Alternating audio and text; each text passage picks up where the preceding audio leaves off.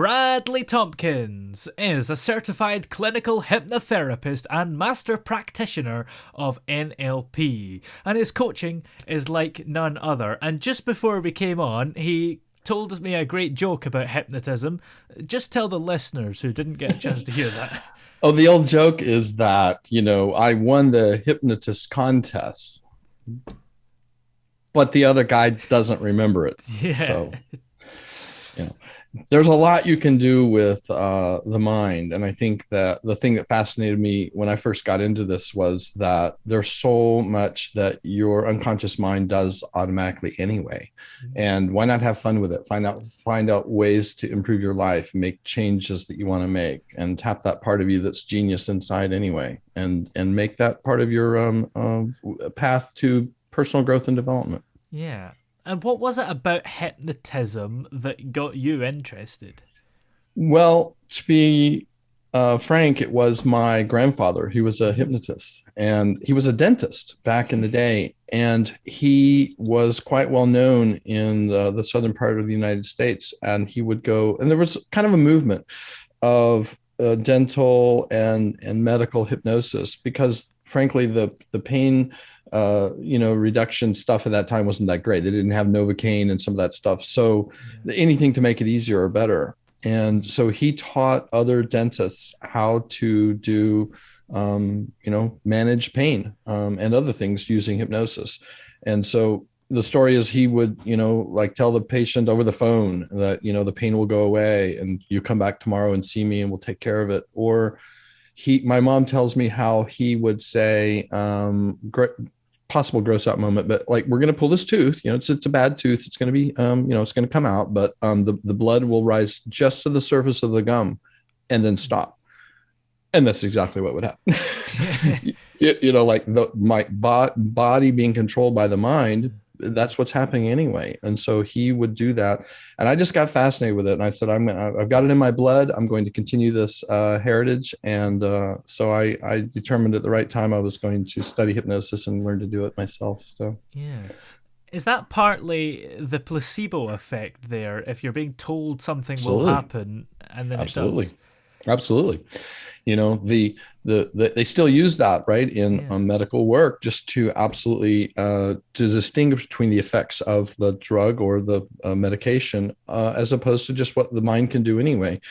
And especially when you do take something, right, you just take a headache medicine or something like that, just say to yourself, this is happening.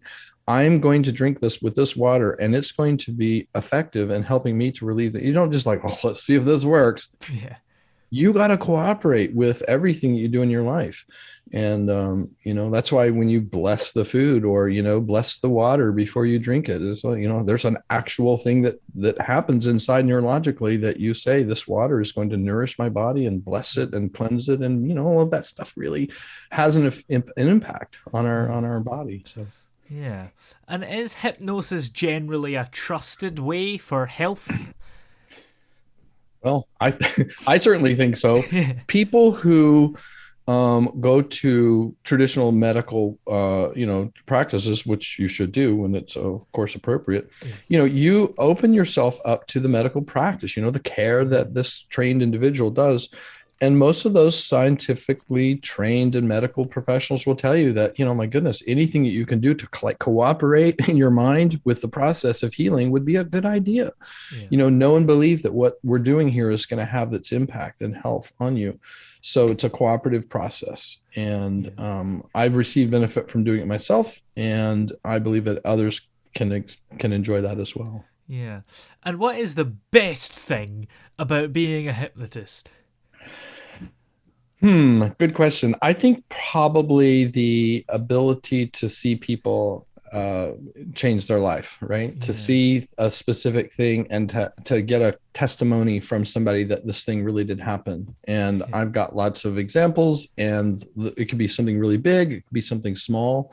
I've been married for 30 some odd years. Mm. Some of them were very odd. But in the entire time I've been married, my wife has had a long-term aversion to needles of any kind. Mm. Needles on television and TV shows, you know how they do when you turn away and like just it's just like some medical show or something. She just like freak out. Yeah. And yet she has rabbits. They raise and train them and, show them and so on. So giving shots to the rabbits is a thing that she would have to do and have to get somebody to come over and do it.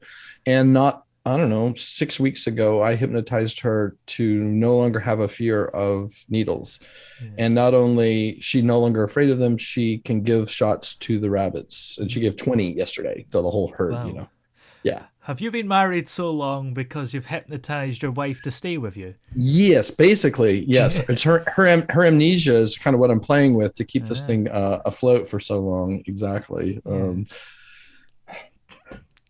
Yeah. And if she's had a fear of needles for this long, how come it was only recently that you did hypnotize her?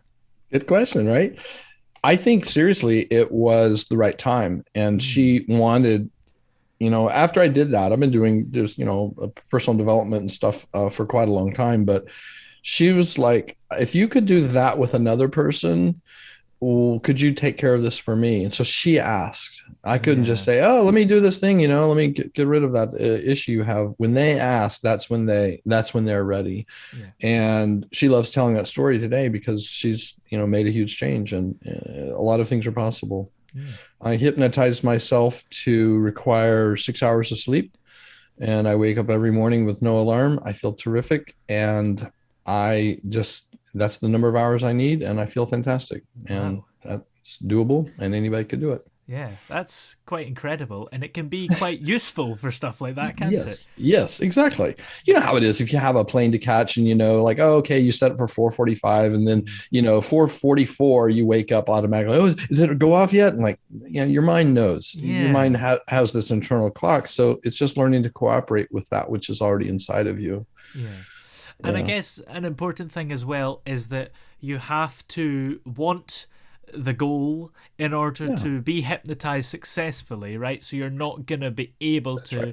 hypnotize somebody to Right. murder someone, for That's right. Yeah. example. All of those examples are, usually they kind of emphasize this. The difference between stage hypnosis and clinical work is that you're here to help a person, and that stage work is designed to entertain people. And you cannot, in either situation, do something that's incongruent with the truth of who that person is. They're not, Yeah. they tried, I'm sure, government trying to like create a super soldier or something. Yeah. There isn't a way that you can program out, basic fear or kind of the things that are going against the moral code. That's the domain of the unconscious mind to manage that. So you're not going to go against that, but you could have part of your mind that says, "Oh, I have to have this reaction whenever these things occur." Mm. And if it's not a problem for you emotionally or like psychologically to let go of that association, you can totally let go of that. And you just get the cooperation from the unconscious mind that the needs that were being served by holding on to that old way of doing things could be met in a different way, a more Yeah. healthy way. Mm. Then you let go of it. I think there was somebody in history, I can't remember who it was, but they murdered someone, and somebody powerful, I think, and they claimed that they were hypnotized by the CIA to do it. And Right. then there was a Darren Brown documentary. I'm not Yeah. sure if you're Right. familiar Right. with Darren Sure. Brown, but Absolutely. um, Very powerful. and they sort of managed to prove that you maybe could hypnotize somebody to murder, which was interesting. I'm not familiar with that specific study. Mm.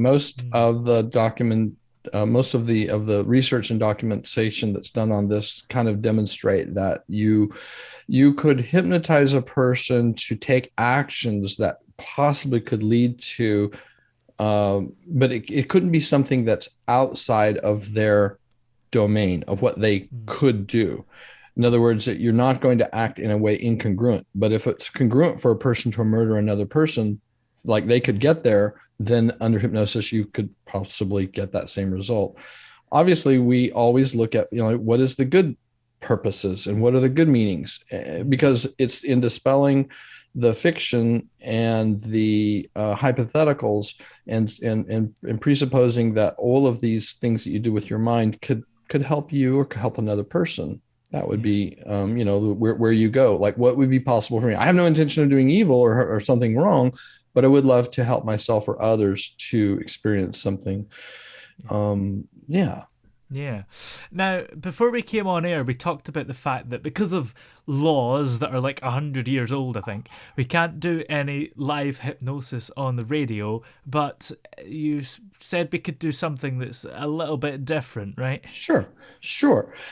My thought about it would be to simply allow yourself to, without going, hypnotic trance. A lot of people, they don't know what trance is anyway, and Mm. and I say that when you go into a trance, when you're driving, when you're watching TV, when you're playing a video game, basically you're always in some state of trance. You're in Yeah. some form of trance all the time.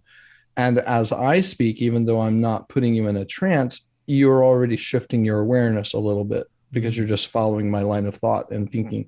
And so, what I would invite you to do is to think of a minor state or behavior that you could get into in the course of a day pretty easily that would be annoying, that would bug you.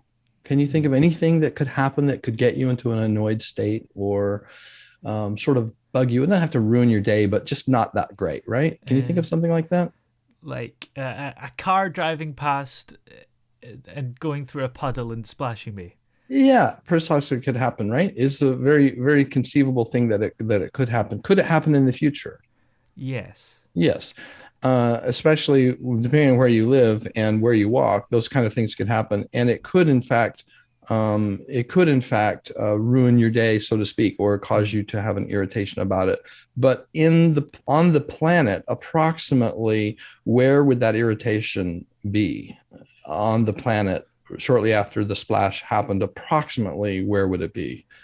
Um, like where it happened, probably. Where, and then more specifically up here in your mind would be the location of that irritation. I couldn't say Hmm. it's out there on the street or down there in the newspaper. It's in here. Yeah. So if I could allow you to think of this way, I want you to think of that thing that irritates you that could happen again in the future, and just think about that picture that you have in your mind for that. And you don't even have to necessarily close your eyes to do this, but if you'd like to, you can. Hmm. And you think about that picture that you have for that thing that irritates you or bugs you. It could happen again very easily.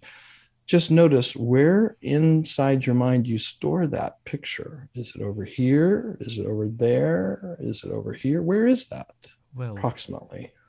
I guess it's in front of me. It's in front of you, right? Yeah. How wonderful to use your mind to store a thing that could really annoy you right in front of you. Mm. Here, close your eyes. And I want you to see that picture there. And I want you to just imagine just backing it away a little bit. So it's a little bit further away from you, maybe about like an 8 by 10 photograph. Okay. Just floating out there. You can control that. And I want you to think about how irritated it would make you to feel if that thing happened to you. And just notice that picture there. And I'd like you to simply take that picture and I'd like you to fuzz it out, just defocus it, take the saturation out. If there's any color, just make it black and white, fuzz it out a bit. And because it's your mind and only your mind, you can actually also shrink it down now to the size of a postcard. Just a postcard, and then hold it there for a moment.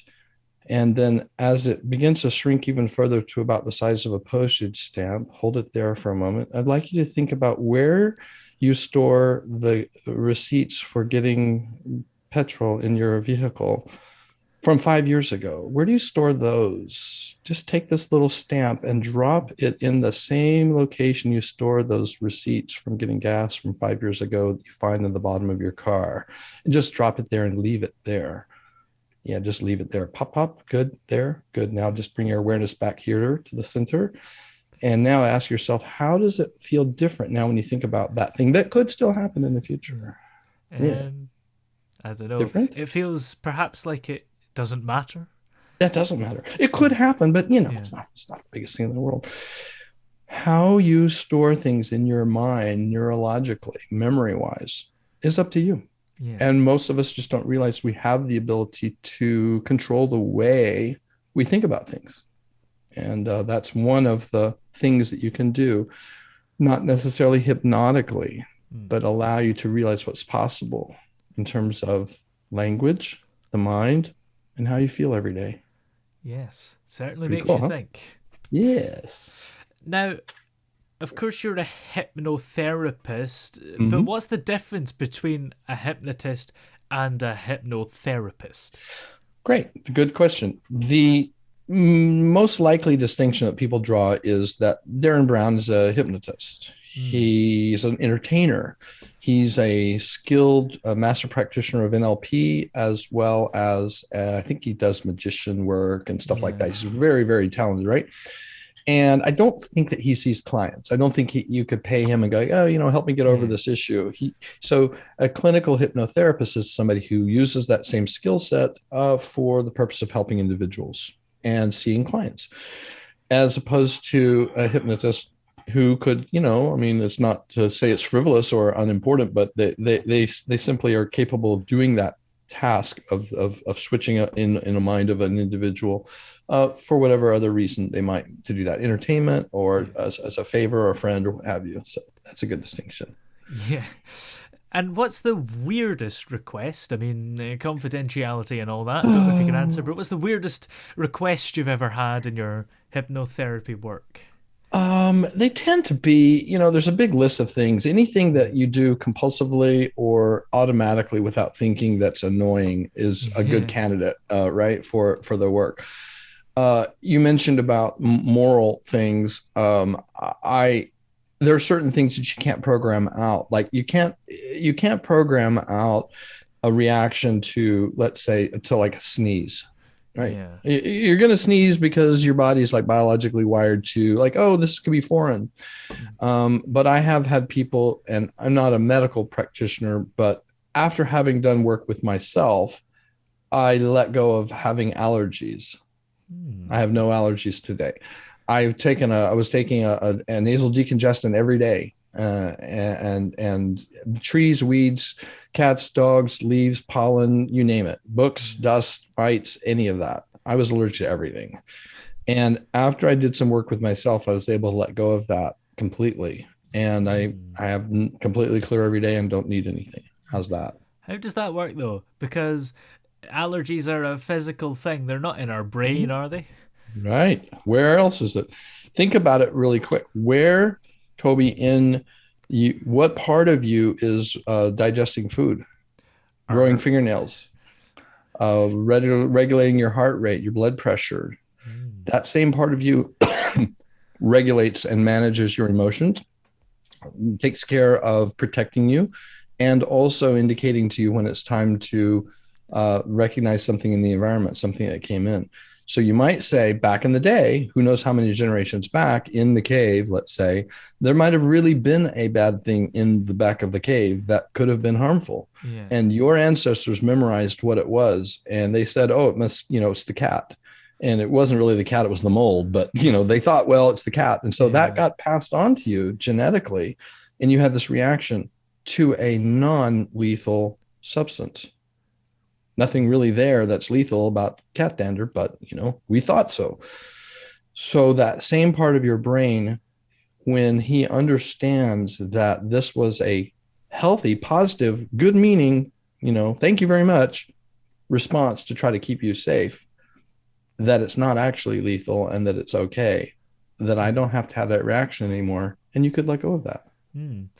How's And is that? it always safe to use hypnosis to try and get rid of an allergy? Because maybe somebody thinks Right. that they're not allergic to nuts anymore, then they go Right. and eat some nuts, Yeah, and then exactly. they're dead. Exactly. You got to be careful on something like that Yeah. because there are people who have, what they call it, apoplectic shock or something, some Yeah. kind of reaction that is based on a so ingrained. Now, theoretically, not saying you should go do this or I do this, but it's a domain that's possible for people who are properly trained and licensed to help a person. And like I'd be there with an EpiPen, right? Like just Yeah. in case. But yeah, you could allow that person to experience what it's like to live a life without that dependence on the, that reaction or that response. But you're exactly right. You want to use prudence and care. And in general, I don't work in that area just because Yeah. it's simpler and easier for me not to do that. But like a licensed doctor or professional or a psychiatrist or something could use these exact same skills and they're licensed to do it. Yeah. And it is possible. Mm. So, And are there any areas of hypnosis that you would like to work in that you haven't yet? hmm. I think that if you look at hypnosis in context with the other work that I do, for instance, I'm a life coach. So I work with Yeah. people to basically, I say it this way, to tap the unconscious mind so that you can make a change that you need to make so that you can move forward in some area of your life. And so the hypnosis is one of the tools in the quiver of arrows or whatever you want to say, where you could allow this tool to help to make the shift. Yeah. And there are, because that's the domain that I work in, it tends to be personal growth and development, relationships, self-confidence, capacities. Like you're supposed to be here to do something, right? You're here for a reason. And if you're not moving forward toward that ultimate purpose that you're here for because of something that happened in the past or beliefs or kind of how you were raised or that old relationship that you still keep running in your head, then I help the person to move past that. And will they feel better? Absolutely. You will feel better, life feels better and all that. But the real ultimate goal is so that you can fulfill the purpose that you're here for. And hypnosis fills that, kind of helps as one of the items that you could use to help a person to make that shift. Yeah. So I don't have any like, okay, I want to, get into this other area. Athletic performance has certainly been intriguing for me. I've heard of many uses in that area. Stage fright, speaking. Yeah. I've used it for, with people on confidence, the capacity to kind of like not freak out when they go out in public. And there might be some reasons that they hold in their mind why it's not okay to go out in public in the past, but by kind of rewiring and reorienting what it means to speak your truth and to hold space in the world, hypnosis allows a person to let go of the old belief. Yeah. Yeah, absolutely. Well, where are we able to keep up to date with you and maybe even check out your hypnotherapy services? Absolutely. So my coaching practice is called Tompkins Method. And so the website by that name, it's Tompkins, so no H. I got a closet full of H's if anybody needs some. And tompkinsmethod.com. And it's a location where I offer a way to book with me. People who just want to check out a free, like discovery call. Most people do this kind of work, just would have a way to just have a conversation, see if we mesh, do we jive with each other in language and what you're looking for.